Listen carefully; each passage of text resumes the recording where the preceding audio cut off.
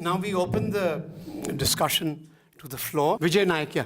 When the fake news kind of started, there's a huge kind of a press conference in the Press Club of India. And sometimes I also felt that the members of the Editors Guild of India were indulging in the paid news. They were people who were also involved in Radia tapes. They were members of the Editors Guild of India. But we have not been able to take any action against them as the broadcasting media which have taken some action against the two ZTV reporters. Now all these things, the ethical point of view, this has been happening over the years, 10, 20, 50 years actually these are happening. These things have been appearing in the newspapers, we have been discussing it, and now we come to a particular thing that there should be either a media council or a regulatory council.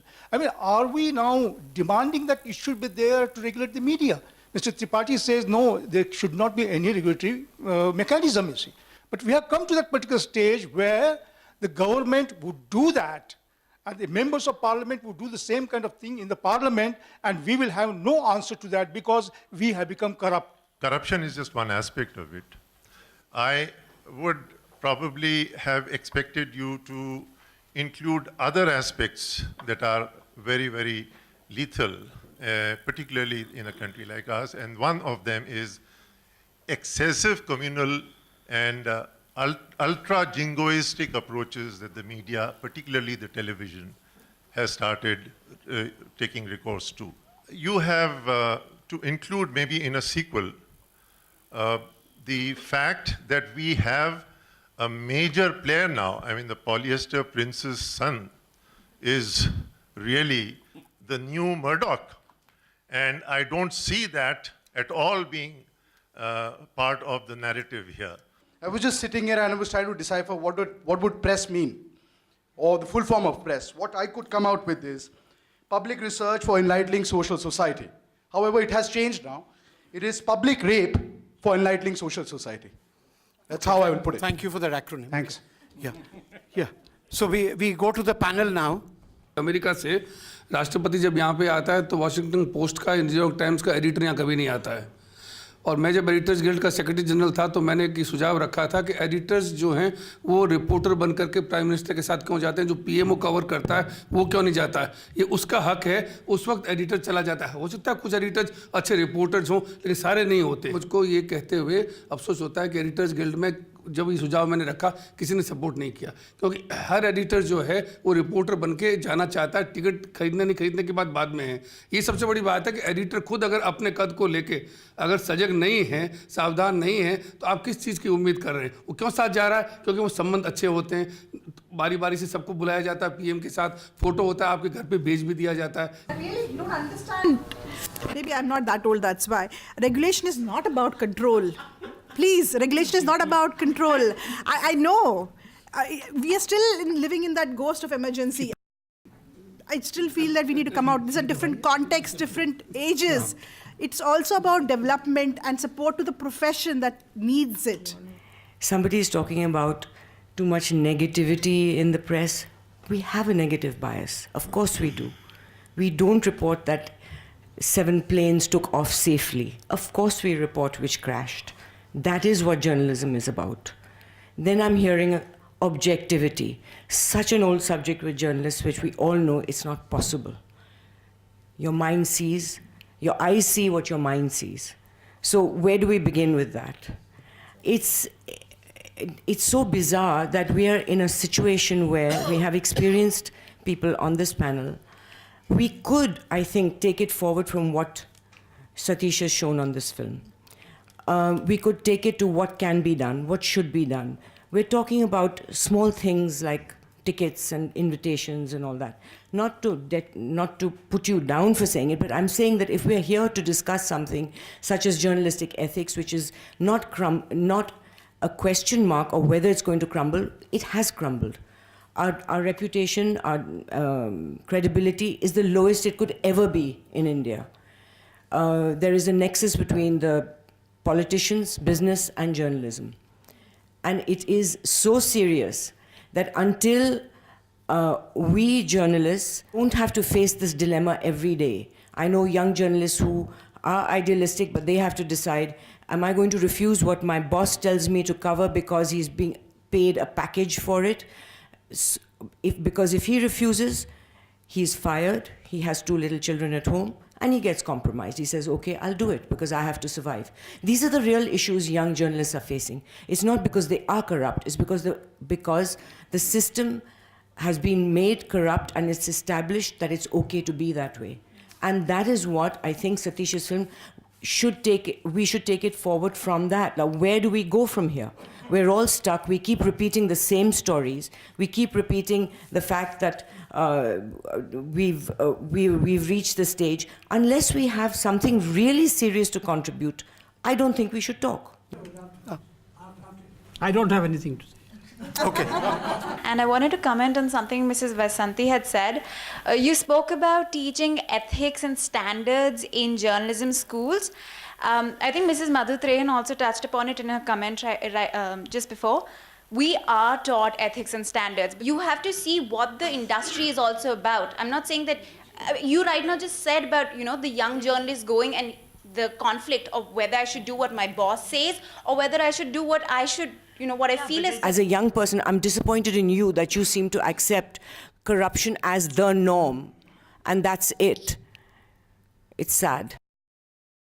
Please fight it. If you give me 4 editors and 4 proprietors and give me a room in the Habitat Center and leave us alone for 2 hours, I will come up with a blueprint for self-regulation. It's the easiest thing to do.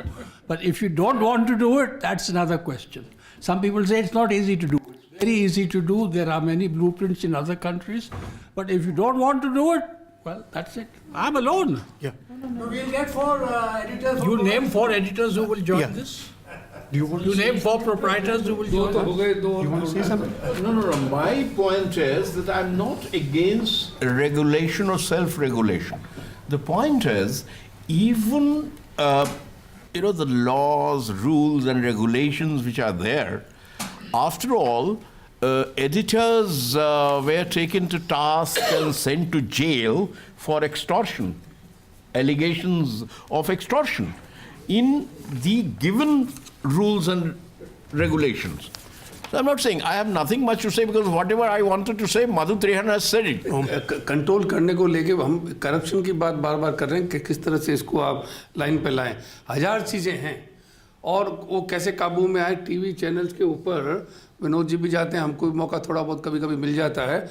और अगर आप India TV पे चले गए तो उसमें ये होता है कि आप मुंह खोलते नहीं, उससे पहले वो कहते हैं ब्रेक ले रहे हैं, और जगह भी होता है.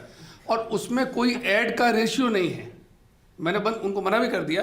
एनडीटीवी में फिर भी आपको थोड़ा वक्त मिल रहा है. वहाँ पे कभी भी 1 घंटा एक बार मैं और श्रवण गर्ग बैठे रहे और हम दोनों को मुश्किल से 2-2 मिनट शायद मिला होगा. पूरा का पूरा विज्ञापन, क्योंकि जितना आ गया तो कोई कंट्रोल नहीं है. अखबार में एक है 40-60 का आप रेशियो रखेंगे, लेकिन अगर आप रीजनल पेपर्स में चले जाएं कोई रेशियो नहीं है. दिवाली होली के दिन तो एक खबर एक पन्ने पे, बाकी सारा का सारा ऐड है. तो रेगुलेशन में करप्शन की बात ही नहीं है. ये ऐसी कितनी चीज़ें हैं जिनको लेकर तो आप कानून बना सकते हैं कि आप एक टॉक शो आपका है या आपका कोई भी 1 घंटे की डिबेट है, उसमें आप कितने मिनट तक ऐड दिखा सकते हैं. रूल है. Sorry to interrupt, Thanvi Saab. There is a rule that you can't show more than 12 minutes in an hour of advertisement in any program. वही तो प्रॉब्लम है. कोई लागू लॉ बनाते, कोई लागू नहीं करता. तो लागू करने वाला, आप अगर लागू करने वाला को मानते नहीं तो फिर रूल बनाने का फायदा क्या होगा? It all begins with the hypocrisy. In every democracy in the world, whether it's a newspaper, whether it's a channel, whether it's an editor, whether it's a journalist, ideological lines are very clearly defined. It's a left-leaning journalist. It's a right-leaning journalist. It's a particular thing.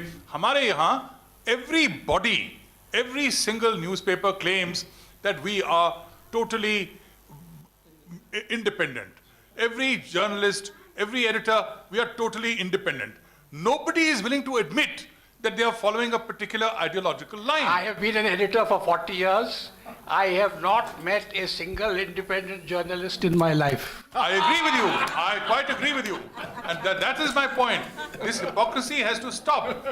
So far as the paid news was concerned, I remember that about 2 years back, the Editors Guild of India sent a kind of oath to the editors' members, actually. And we have about 100 members who are active.